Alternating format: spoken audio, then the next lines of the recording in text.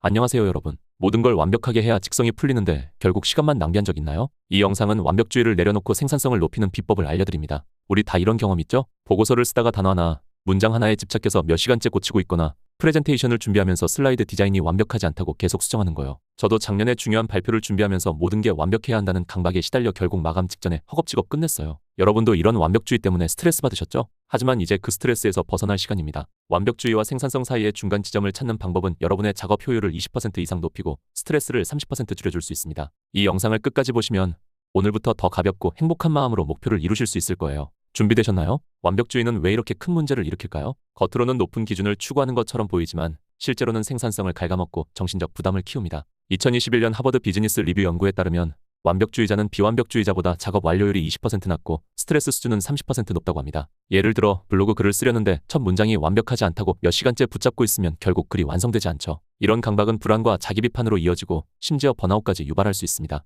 여러분도 이런 완벽주의에 덫에 걸려본 적 있으신가요? 자, 여기서 궁금하지 않으신가요? 왜 우리는 완벽함에 이렇게 집착하는 걸까요? 그리고 완벽주의를 내려놓으면서도 높은 성과를 낼 방법이 정말 있을까요? 이 영상은 심리학과 뇌과학으로 그 답을 드립니다. 끝까지 보시면 여러분의 생산성을 혁신할 비법을 알게 되실 거예요. 완벽주의는 심리학적으로 오류 회피 편향에서 비롯됩니다. 우리의 뇌는 실수를 두려워하도록 설계되어 있어 실패 가능성을 줄이기 위해 과도한 노력을 기울이죠. 하지만 2022년 Journal of Personality and Social Psychology 연구에 따르면 적당한 불완전함을 받아들이는 사람들은 더 빠르게 목표를 달성하고 장기적으로 더 높은 만족도를 느낀다고 합니다. 완벽주의를 내려놓는다는 건 품질을 포기하는 게 아니라 효율적으로 에너지를 분배하는 방법입니다. 예를 들어 80% 완성도에서 작업을 마무리하고 피드백을 받는 게 100%를 고집하며 시간을 낭비하는 것보다 훨씬 효과적이죠. 놀라운 사실 알려드릴게요. 완벽주의를 관리하면 단순히 시간이 절약되는 게 아니라 창의력과 자신감까지 높아질 수 있습니다. 어떻게 불완전함이 여러분의 잠재력을 끌어낼까요? 끝까지 보시면 이 비법이 여러분의 삶을 어떻게 바꾸는지 알게 되실 거예요. 이제 완벽주의와 생산성의 중간 지점을 찾는 5단계를 알려드릴게요. 첫째, 작은 목표를 설정하세요.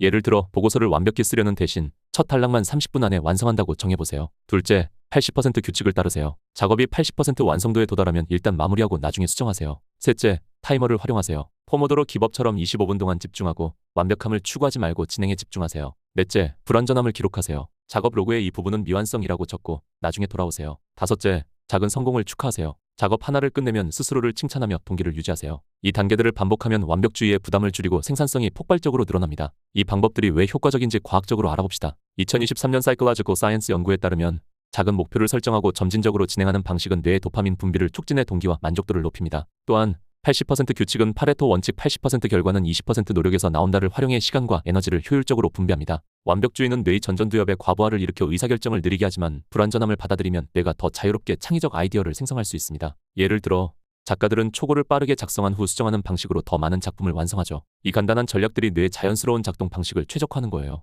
이 접근법의 힘은 유명인들도 인정합니다. 구글의 전 CEO 에릭 슈미트는 이렇게 말했죠. 완벽함은 발전의 적이다. 완벽주의를 내려놓고 작은 단계를 밟는 게 여러분의 목표를 더 빨리 현실로 만들 거예요. 완벽주의를 관리할 때 흔히 저지르는 실수를 알아둬야 합니다. 첫째, 모든 걸 한 번에 완벽히 끝내려 하지 마세요. 예를 들어 프레젠테이션 슬라이드를 하루 만에 완성하려고 하면 지칩니다. 대신 하루에 3장씩 작업해보세요. 둘째, 피드백을 두려워하지 마세요. 완벽주의자는 비판을 두려워하지만 조기 피드백은 작업 품질을 높이는 데 필수적입니다. 셋째, 비교 금지입니다. SNS에서 다른 사람의 완벽해 보이는 결과물과 비교하면 자존감이 떨어질 수 있어요. 대신 자신의 진행 상황에 집중하세요. 이 3가지 함정을 피하면 생산성과 자신감이 동시에 높아질 거예요. 이 전략의 힘은 실제 사례에서 빛을 발합니다. 저는 완벽주의 때문에 블로그 글을 쓰는데 몇 주씩 걸렸어요. 하지만 80% 규칙을 적용한 후 일주일 만에 초고를 완성하고 피드백으로 개선했더니 조회수가 3배 늘었어요. 제 동료 수진이는 완벽한 유튜브 영상을 만들려다 지쳤지만 작은 목표 하루 5분 촬영로 바꾼 후 한 달 만에 첫 영상을 업로드했어요. 수진이는 불완전함을 받아들이니까 오히려 더 창의적이 됐어 라고 말했죠. 여러분도 이 방법으로 비슷한 성공을 경험할 수 있을 거예요.